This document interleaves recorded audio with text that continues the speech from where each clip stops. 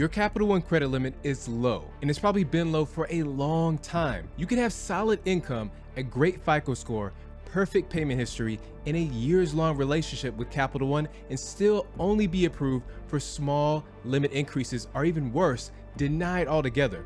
Listen, you're not alone. Just look in the comment section. Over the next couple of days, it will be flooded with people who had experiences eerily similar to yours. This happened to you because of a secret process called bucketing. Now, what is bucketing? Now, let's say you apply for a Capital One credit card. What they do is they group and sort your card into a category based on your credit score. They call these categories buckets. These buckets are representations of different levels of credit risk. Any Capital One card you have is part of these predefined buckets. Okay, so what happens when your card is bucketed?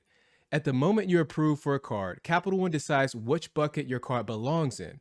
This bucket is important because it sets the maximum amount you can borrow on your card and how much this limit can go up in the future. It may seem like your card is stuck in its bucket forever, but the process behind this isn't exactly clear to everyone. There are patterns that hint at these buckets. We can guess, though, that there are probably buckets for different credit levels. So before you sign up with Capital One, it's really important to already have good credit established, because it can mean the difference between starting out with a $15,000 limit and the chances of quick increases are starting out with a $1,000 limit and being sentenced to $100 increases every few years. That's just another reason it's important to keep tight control over your credit report, and that's especially hard today with financial fraud going wild across the country. It seems like every week we hear a sad story of someone losing their life savings because of scammers. A recent study found that identity theft happens every 14 seconds in America. That's why I decided to try out Aura, the sponsor of today's video.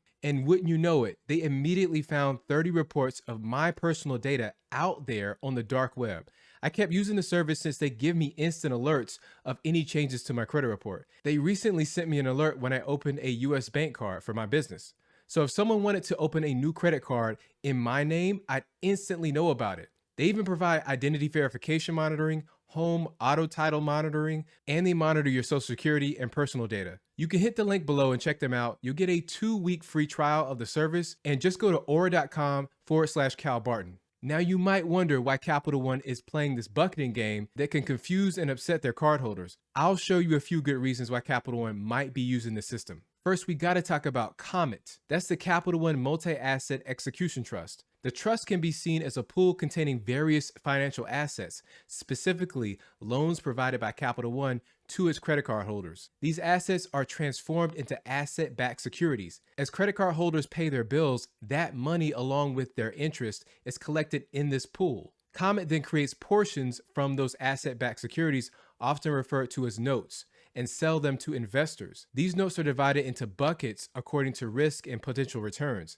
As the pool receives money from credit card payments, it's used to repay investors who own the notes, along with healthy profits. There's about 5 reasons I could come up with why Capital One would decide to issue these notes to investors. Number 1 is shifting the risk. Asset-backed securities are like a safety net for credit card companies. They help these companies transfer the risk tied to their credit card loans to investors who buy these securities. It's like moving these loans off their books, meaning they don't have to keep as much money on hand in case things go south. This can save them quite a lot of cash. Number 2, more funding options. Asset-backed securities open up a whole new world of potential investors. By selling securities backed by their credit card loans, companies can attract a variety of investors with different risk appetites. This can make it cheaper for them to borrow money. Number 3, better cash flow. Asset-backed securities are sold in a market where they can be bought and sold again. This helps credit card companies turn their loans into cash by selling them to investors. This extra cash flow can help companies rely less on pricier ways of funding, like short-term loans or lines of credit. Number 4, money in, money out. The cash flow from credit card loans is predictable and can be structured in different layers with varying levels of risk and return.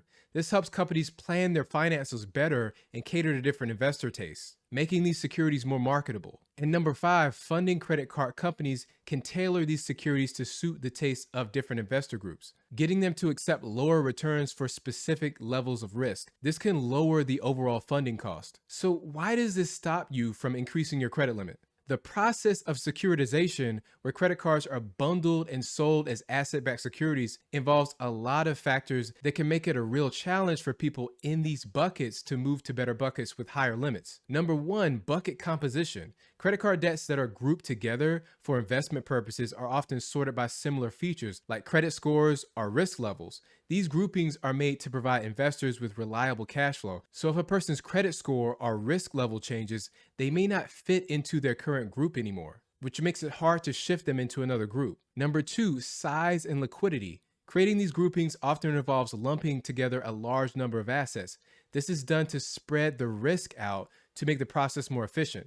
However, setting up these groups can be complicated and expensive, so it may not make sense economically or practically to constantly create new groups or just existing ones for individual credit card users. Number three, legal and regulatory considerations. Grouping and selling credit card debts have to follow certain laws and rules. These laws are there to protect investors and to make the process more transparent.